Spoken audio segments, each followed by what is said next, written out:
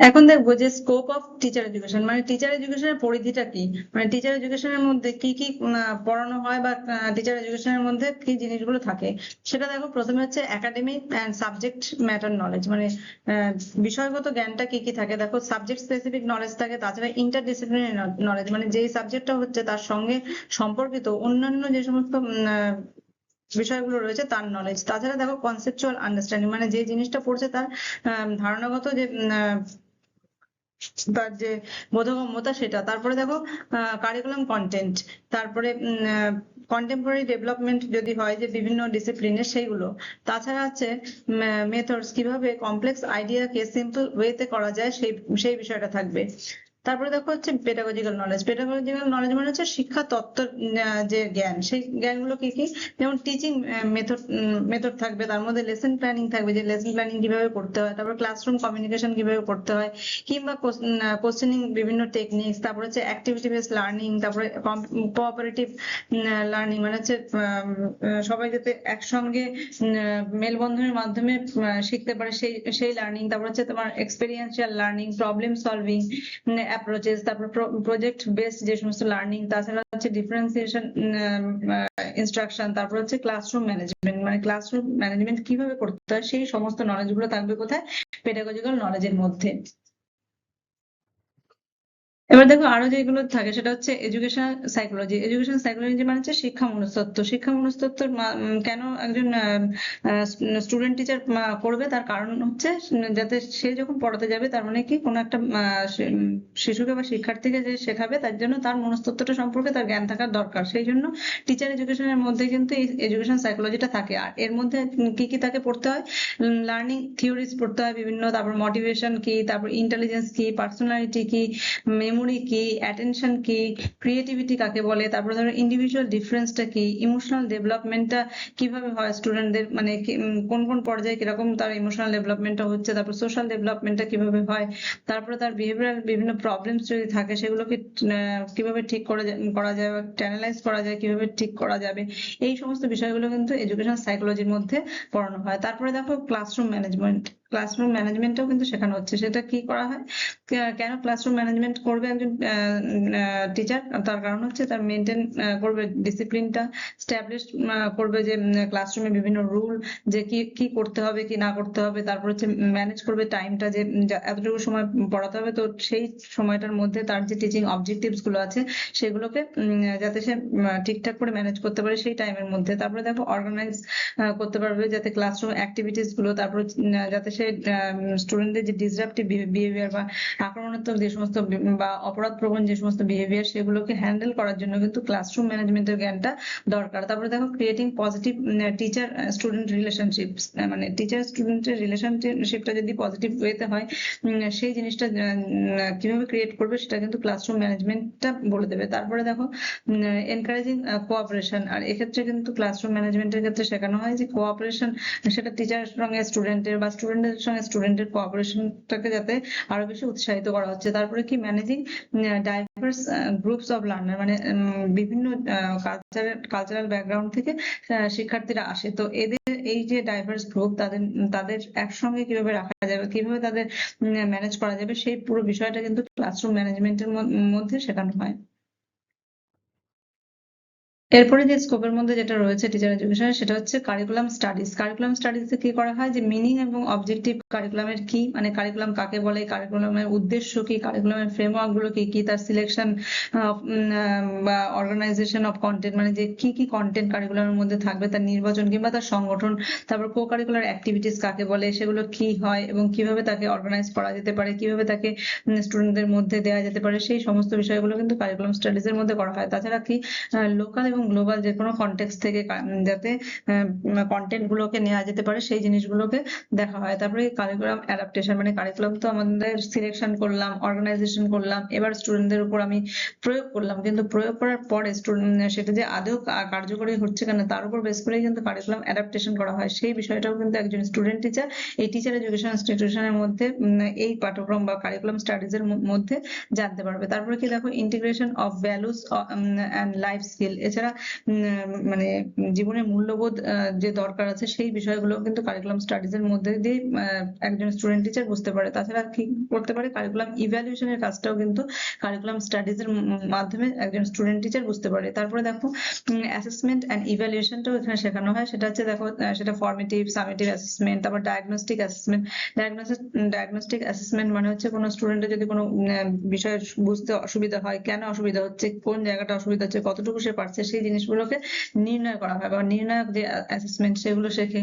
তারপরে দেখো continuous assessment করার যে বিষয়টা, সেটাও কিন্তু এই অ্যাসেসমেন্ট এন্ড ইভ্যালুয়েশন যে টপিকটা আছে তার মাধ্যমে সে বুঝতে পারে। তারপর হচ্ছে বিভিন্ন অ্যাচিভমেন্ট টেস্ট, তারপরে ওরাল অথবা রিটেন বিভিন্ন এক্সামিনেশন কিভাবে নিতে হবে, প্রজেক্ট অথবা অ্যাসাইনমেন্ট কিভাবে নিতে হবে, পোর্টফোলিও কিভাবে রাখতে হবে, অবজারভেশন কিভাবে করতে হবে, রুব্রিক্স কিভাবে রাখতে হবে, কিংবা ফিডব্যাক কিভাবে করতে হবে, বা রিমেডি কি করে করতে হবে, মানে যদি কোনো স্টুডেন্টের কোনো সমস্যা থাকে কিভাবে রিমেডিয়াল টিচিং গুলো নিতে হয়, কিভাবে সেগুলো ঠিক করতে হয়, সেই সমস্ত কিছুই কিন্তু এই অ্যাসেসমেন্ট এবং ইভ্যালুয়েশনের মধ্যে একজন স্টুডেন্ট টিচার জানতে পারবে।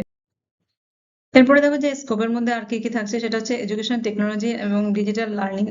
এর মাধ্যমে একজন স্টুডেন্ট টিচার কি শিখছে, যেহেতু প্রত্যেক দিনই কি হচ্ছে টেকনোলজিক্যাল অ্যাডভান্সমেন্ট হচ্ছে, তার ফলে স্টুডেন্ট টিচারকে কিন্তু যুগের সঙ্গে তাল মেলাতে গেলে এই এডুকেশন টেকনোলজির জ্ঞানটা তার থাকতে হবে। তার ফলে সে কি কি জানতে পারবে, সেটা হচ্ছে ডিজিটাল টিচিং টুল, তারপর learning management system, online classroom কি করে নিতে হয়, কিংবা এডুকেশনাল বিভিন্ন অ্যাপ্লিকেশন গুলোকে কিভাবে করা যেতে পারে। তারপরে ধরো মাল্টিমিডিয়া প্রেজেন্টেশন কিভাবে করা যেতে পারে, ডিজিটাল অ্যাসেসমেন্ট কিভাবে করতে হয়, অনলাইন রিসোর্স কিভাবে কালেক্ট করতে হয় বা কিভাবে স্টুডেন্টদের উপর দেওয়া যেতে পারে, তারপর ভার্চুয়াল লার্নিং এনভায়রনমেন্ট কিভাবে ক্রিয়েট করতে হয়, কিংবা আর্টিফিশিয়াল ইন্টেলিজেন্স মাধ্যমে কিভাবে এডুকেশনাল টুল বা সাইবার সেফটি এই সমস্ত বিষয়গুলো, কিংবা ডিজিটাল সিটিজেনশিপ কিভাবে হওয়া যেতে পারে, এই সমস্ত জ্ঞানগুলো কিন্তু একজন স্টুডেন্ট টিচার মানে যে শিক্ষার্থী শিক্ষক, যে কিনা হবু শিক্ষক হতে চলেছে, যে কিনা টিচার এডুকেশন ইনস্টিটিউশনে সে সেই পাঠটা নিতে গেছে, সে কিন্তু এই এডুকেশন টেকনোলজি এবং ডিজিটাল লার্নিং এর যে তার যে পাঠ্যক্রমটা রয়েছে তার থেকে সে জানতে পারবে। তারপরে দেখো তারপর হচ্ছে ইনক্লুসিভ এডুকেশন। ইনক্লুসিভ এডুকেশন এখনকার দিনের প্রধান বা মডার্ন এরার প্রধান যে বৈশিষ্ট্য, সেটাই হচ্ছে কি এখানে ইনক্লুসিভ এডুকেশনের উপর বেশি জোর দেওয়া হয়, যে সমস্ত স্টুডেন্টরা একই ছাতার তলায় মানে একই শিক্ষার আঙিনায় শিক্ষা গ্রহণ করবে। এই বিষয়টা কিন্তু একজন স্টুডেন্ট টিচার জানতে পারে টিচার এডুকেশন ইনস্টিটিউশনে যখন সে ইনক্লুসিভ এডুকেশনটা পড়াশোনা করে। এর মাধ্যমে সে কি জানতে পারে, ডিসেবিলিটি কি হয়, লার্নিং ডিফিকাল্টিস কয় ধরনের হতে পারে, ল্যাঙ্গুয়েজের ক্ষেত্রে কোনো যে ডিফারেন্স থাকে সেইগুলো জানতে পারবে। তাছাড়া সোশিও ইকোনমিক যে কোনো ডিসঅ্যাডভান্টেজ কোনো স্টুডেন্টের আছে কিনা, তারপর ডিফারেন্ট কালচারাল ব্যাকগ্রাউন্ড থেকে স্টুডেন্টরা আসলে কি কি সমস্যা হতে পারে সেই জিনিসগুলো, তারপর সুবিধাগুলো তারা জানতে পারছে। তারপর ডিফারেন্ট লার্নিং এবিলিটিস গুলো স্টুডেন্টরা জানতে পারে, যে একজন ডিফারেন্টলি এবল স্টুডেন্টদের জন্য কিরকম পড়াতে হবে, কিংবা সোশিও ইকোনমিক ব্যাকগ্রাউন্ড যদি তার কারোর আলাদা হয় সে তাদেরই বা কিভাবে হ্যান্ডেল করতে হবে। তারপরে ধরো ইমোশনাল কিংবা বিহেভিয়ারাল নিডস যদি কারোর থেকে থাকে, তাহলে সেগুলো সেই স্টুডেন্টদের একসঙ্গে নিয়ে কিভাবে পড়াশোনা করানো যেতে পারে, সেই যে ইনক্লুসিভ ধারণা, সেটা কিন্তু এই ইনক্লুসিভ এডুকেশনের মাধ্যমে একজন স্টুডেন্ট টিচার পেয়ে থাকে। এবার দেখো পরিধির মধ্যে আর যেটা আসছে সেটা হচ্ছে গাইডেন্স এন্ড কাউন্সিলিং। এই গাইডেন্স এন্ড কাউন্সিলিং এর মাধ্যমে একজন স্টুডেন্ট টিচার যে কোনো স্টুডেন্টদের ডিফিকাল্টি কে আইডেন্টিফাই করতে পারবে। তারপরে তাদের যে ডিফিকাল্টি গুলো আসছে, সে যদি একাডেমিক কোনো ডিফিকাল্টি আসে সেই সমস্ত ক্ষেত্রে অ্যাপ্রোপ্রিয়েট গাইডেন্স দিতে পারবে। তারপর এনকারেজ করতে পারবে পজিটিভ বিহেভিয়ার, তারপর হচ্ছে সাপোর্ট করতে পারবে ক্যারিয়ার অ্যাওয়ারনেস, তারপর ডেভেলপ করতে পারবে হেলদি রিলেশনশিপ, আর কিংবা কারো যদি সিরিয়াস প্রবলেম থাকে তাকে রেফার করতে পারবে কোয়ালিফাইড কোনো প্রফেশনালের কাছে, আর ক্রিয়েট করতে পারবে ইমোশনালি সাপোর্টিভ ক্লাসরুম। আর এরপরে যেটা পরিধির মধ্যে আসছে সেটা হচ্ছে মরাল এন্ড ভ্যালু এডুকেশন। এক্ষেত্রে একজন স্টুডেন্ট টিচার শেখে অনেস্টি কি, এমপ্যাথি কি, রেসপেক্ট কি, কিংবা ইকুয়ালিটি কি, জাস্টিস কি, কিংবা টলারেন্স কি, কোঅপারেশন কি জিনিস, তারপর হচ্ছে রেসপন্সিবিলিটি তার কি কি থাকছে একজন স্টুডেন্টের প্রতি, তারপর নন ভায়োলেন্স যে গুণটা তার মধ্যে আসবে। এছাড়া কি রেসপেক্ট ফর হিউম্যান ডিগনিটি, যে প্রত্যেকটা মানুষের যে মর্যাদা রয়েছে সেই বিষয়টার প্রতি তার সম্যক ধারণা হবে যদি সে মোরাল এবং ভ্যালু এডুকেশনটা টিচার এডুকেশন ইনস্টিটিউশনে পাঠ্যক্রমের মধ্যে পড়াশোনা করে থাকে। দেখো এডুকেশন, টিচার এডুকেশনের যে পরিধির মধ্যে মাল্টিকালচারাল অ্যান্ড গ্লোবাল এডুকেশনটা আসছে, এর মাধ্যমে একজন স্টুডেন্ট টিচার কালচার সেন্সিটিভিটি তার মধ্যে আসে, তারপরে রেসপেক্ট করতে পারে ডাইভার্সিটিকে, তারপর ইন্টার কালচারাল আন্ডারস্ট্যান্ডিং মানে বিভিন্ন কালচারের মধ্যে যে সম্পর্ক রয়েছে সেই সম্পর্ক সম্পর্কে সে একটা ধারণা লাভ করতে পারে, সোশ্যাল হারমোনি আসে। তাছাড়া কি হয়, গ্লোবাল সিটিজেনশিপ যে সে সেই ব্যাপারটা বুঝতে পারে। তারপর হচ্ছে তার অ্যাওয়ারনেস আসে যে ইন্টারন্যাশনাল বিভিন্ন ইস্যুর সম্পর্কে। তাছাড়া সে রিডাকশন করতে পারে যে কোনো ধরনের কুসংস্কার বা যে কোনো ধরনের ডিসক্রিমিনেশন। আচ্ছা, এছাড়া আরেকটা যেটা আসে সেটা হচ্ছে এনভায়রনমেন্টাল এডুকেশন। এনভায়রনমেন্টাল এডুকেশন পাঠের মাধ্যমে একজন স্টুডেন্ট টিচার এর মধ্যে এনভায়রনমেন্টাল অ্যাওয়ারনেস আসে। এছাড়া সে ইন্টিগ্রেট করতে পারে যে কোনো এনভায়রনমেন্টাল ইস্যু তার সাবজেক্টের সঙ্গে। তাছাড়া সে এনকারেজ করতে পারে স্টুডেন্টদের যাতে বিভিন্ন ন্যাচারাল রিসোর্স গুলোকে তারা কনজার্ভ করতে পারে। তারপরে দেখো অর্গানাইজ করতে পারে যে কোনো এনভায়রনমেন্টাল প্রজেক্ট।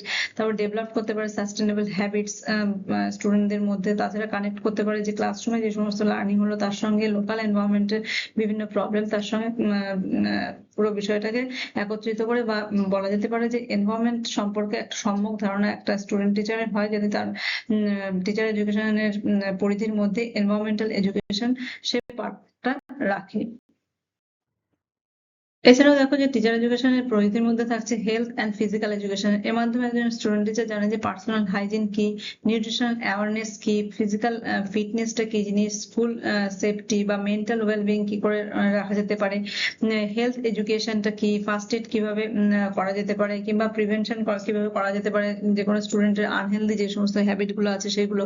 এছাড়া এর মধ্যে আর যে পরিধির মধ্যে পড়ছে সেটা হচ্ছে ল্যাঙ্গুয়েজ অ্যান্ড কমিউনিকেশন স্কিল। এর মাধ্যমে একজন স্টুডেন্ট টিচার ওরাল কমিউনিকেশন তার ভালো হয়, কিংবা রিটেন যে কোনো কমিউনিকেশন সে ভালো করে করতে পারে, লিসনিং স্কিল তার ভালো হচ্ছে। তাছাড়া সে প্রেজেন্টেশন স্কিলটাও তার ভালো হয়, যে ল্যাঙ্গুয়েজ যদি তার কোনো একজন ব্যক্তির ভালো হয় তাহলে সে কিন্তু প্রেজেন্টেশনটাও খুব ভালোভাবে সে দিতে পারে। কিংবা তার কোশ্চেনিং স্কিল যদি সে ল্যাঙ্গুয়েজটা ভালো যায় তাহলে সে প্রশ্নটাও ভালো করতে পারবে। তাছাড়া কি করতে পারবে, সে নন ভার্বাল যদি কোনো কমিউনিকেশন থাকে সেই জিনিসগুলোকেও সে ভালোভাবে রপ্ত করতে পারে। তাছাড়া কি একাডেমিক ল্যাঙ্গুয়েজ, তাছাড়া মাল্টিলিঙ্গুয়াল কিংবা ল্যাঙ্গুয়েজ সেন্সিটিভ টিচিং প্র্যাকটিস তারা করতে পারে। এর ফলে কি হচ্ছে, ল্যাঙ্গুয়েজ যত তার জ্ঞান হচ্ছে ততই সে স্টুডেন্টদের সঙ্গে কানেক্ট করতে বেশি পারছে। তারপরে দেখো প্র্যাকটিক্যাল এবং এক্সপিরিয়েন্সিয়াল ট্রেনিং গুলো হয়, যেগুলো হচ্ছে যেমন ধরো তার মধ্যে পড়ছে স্কুল ইন্টার্নশিপ হয়।